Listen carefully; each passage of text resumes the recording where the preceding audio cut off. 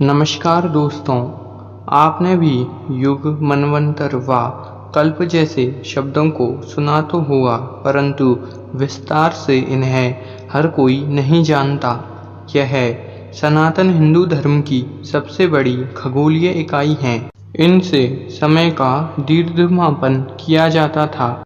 इनके जरिए आप हमारे सनातन हिंदू धर्म की महानता व ज्ञान का कुछ अनुमान तो लगा सकते हैं कि उस प्राचीन व बिना तकनीक के समय में भी हमारे धर्म ने इतना विकास कर लिया था कि वह अंतरिक्ष की खगोलीय समय प्रणाली को जानता था व इनका सटीक उपयोग भी हमें पता था। समय की खगोलीय इकाई में सर्वप्रथम युग 4 होते हैं: सतयुग, त्रेता युग, द्वापर युग व कलयुग। सतयुग की आयु 17,28,000 वर्ष बताई गई है। त्रेता युग की आयु 12,96,000 तथा द्वापर युग की आयु 8,64,000 व कलयुग की आयु 4,32,000 बताई गई है।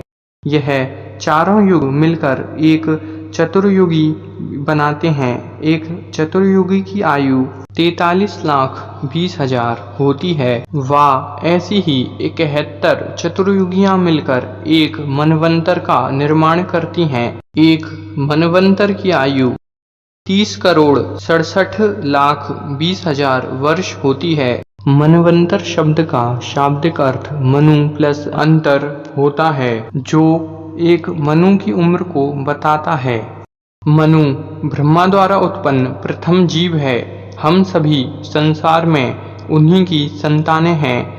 एक मनु व उनके द्वारा रची गई सृष्टि एक मनवंतर तक चलती है व उसके बाद दूसरे मनु आते हैं व नई सृष्टि का आरंभ होता है। यहाँ मनु की सृष्टि का अर्थ उन जीवों से है, ना कि उनकी आयु से।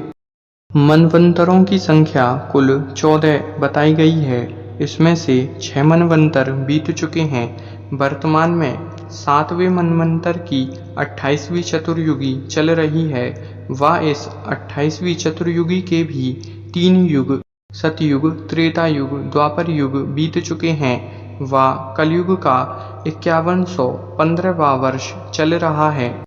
इन सब के बाद आता है कल्प। यह हिंदू समय चक्र की सबसे बड़ी मापक इकाई है।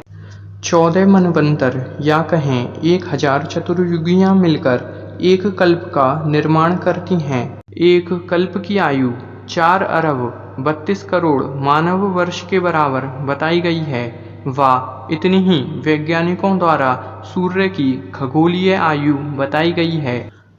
ब्रह्मा जी का एक दिन एक कल्प के बराबर होता है व इतनी ही ब्रह्मा जी की रात्रि होती है, अर्थात ब्रह्मा का एक पूरा दिन व रात्रि सहित 2 कल्प के बराबर होता है।